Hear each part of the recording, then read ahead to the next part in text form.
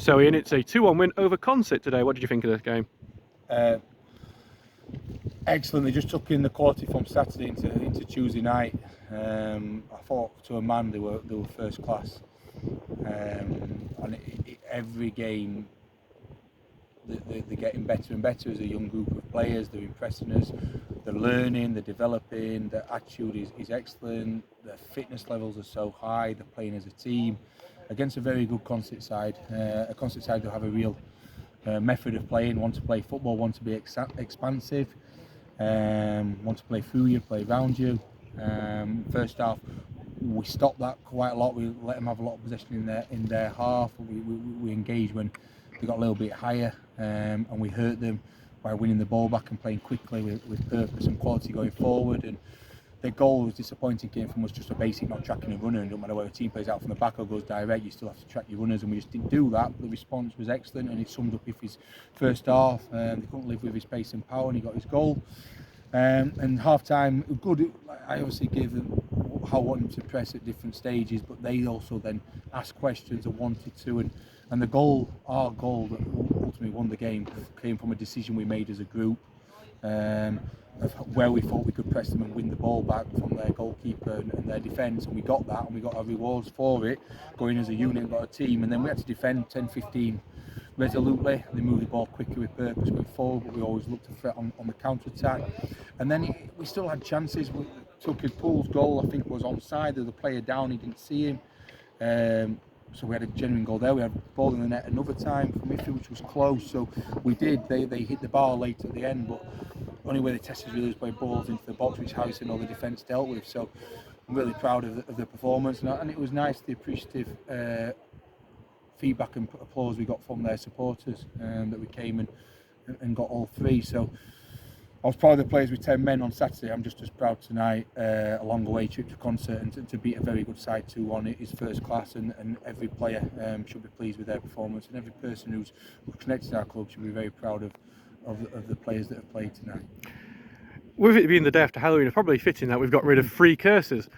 Got our first 90-minute win on Tuesday night, got just our second away win of the season, matching the amount of away wins we got last season, which was a problem last year, and we won on a plastic pitch for the first time in years.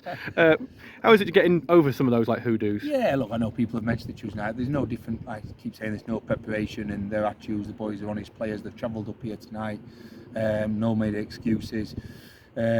Obviously we train on AstroTurf, but we don't play on AstroTurf. You can see Consett do, but what we do train, we really train hard on the principles, how we want to defend off the ball and how we want to play with the ball, and you can see that when you apply that and adjust it and adapt it depending on the surface.